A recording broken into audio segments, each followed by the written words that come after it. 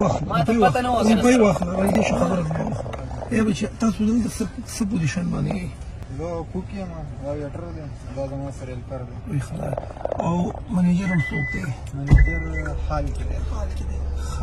خیال هم ساتي اوس کوئ نه نه خو یېرېږي که نه الله هم کامیاب کوي بچي اوړه کته پورته کوئ مو ښه په کار کې انټرسټ چلی بچي ښه ځان مه خلاصوئ د کار نه دا ستا په لاس کې ویټري ده ته کوکي او ته څه شی هیلپري که ته غواړې چې داسې یو رسټورنټ ستا یي او تا الله په د خپل رسټورنټ مالک نو دا اوس چې کومه ذمهداري ستا په لاس کې ده بچي که نه نو دې ځان لو کړه په وخت راځه دروغ مه ویوه بې وخته چوټي مه کوه د نظر حفاظت کوه دلته به ښځې راځي جینکۍ به راځي ډېر خیال کوه د چا د ګاډو نه مو متاثره کېږي که بي ام ډبلیو رالو هم پروا به نه کوې که وي ایټ رالو پروا به نه کوې که چا د سرو زرو ګړۍ اچولې وه چې د غیره ونه لګي ته به توجه په خپل کار کې ته چې کله یو بهترین ویټر شي که نه دې نه پس به ته یو بهترین سپروایزر شي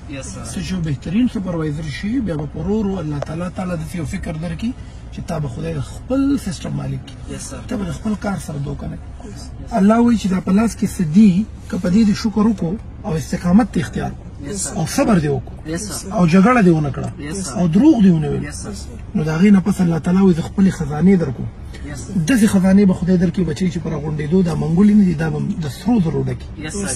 زما یو نصیحت واورئ سم په لاس کې دي دې ته به سپک نه ګورئ ته ویټر یې ګاهک به داسې راشي داسې ګاهک چې مطلب تروه به ووایي سخته به ووایي لکه راشه د ټیبل پاک کړه تا به ډېر کار درځي ته به الله صبر راکړي الله څه راکړي ته به ډېره خبره به درته کوي منیجر به راغلی یا به غوسه وي مالک به وي په کور کې به یې جګړه کړي څه پریشاني به وي ورته اب وایي ولکه راشه د پلاني بچیه شبه دا ګاډۍ وینځه ته به یې الله صبر راکړي څه راکړي د دې رسټورنټ چې کوم مالک دی دا پوزیشن به الله تعالی درکړي خو دا څه چې د په لاس کې دي که د دې سره یې خیانت ونه کړو یو کال دوه کال درې کاله یو ټایم به داسې راشي ته به د دې رسټورنټ په هر اړخ پوه شي ته به په کسټمر کیر پوه شي ته به په کوکینګ پوه شي ته به په مینیوز پوه شي ته کوشش دا کوه چې ته نوي نوي مینیوز ټرای کوه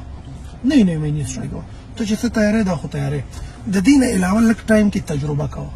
یو ټیسټ تیاروه یو نوې ذایقه تیاروه مشر دی چې راشي مشر ته وایي دا زه نن تجربه کوم الله به ستا د لاس نه داسې یو پروډکټ جوړ کړي چې په هغې به دې الله روچت کړي او د اسمان ستوری به دې کړي ګوره دا کوټه چای نه ده دا چای خو پر ځای کې ملاوي زمونږ په کوټه پسې ولې رالو دا منګوټې او په دې منګوټې کې دا چای او بیا د دې د پخولو انداز یعنې چای هماغه ده که په انګریزي کې مونږ وایو اولډ واین نیو بوتل شراب زاړه دي خو بوتل یې بدلي چای خو همدا نو ته کوشش دا کوه چې ته کوشش په خپل پخلي کې کمال پیدا کړه په وخت ځان رارسوه یو نیمه ګنټه پیله راځه په کار توجه کوه پیچکي کې مه اوسوه راره ویښته دې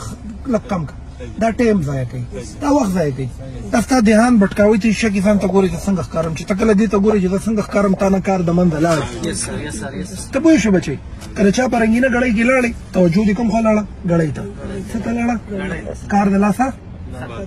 دا د دې رسټورنټ دا عمارت چې دونه غټ جوړ دی لکه د ونې د دې بنیاد د کوم ځای نه شروع کېږي د ویټرۍ نه ده څه نه خپله ویټري هم کوه باترومونه صفا کړه جارو وهه شپه ورځ کار وکړه منزل غټ مخې ته کېږه چې زه به خپل رسټورنټ جوړوم څه به جوړوم د دنیا چې څونه غټ مالکان دي د رسټورنټو ته نه د هغوی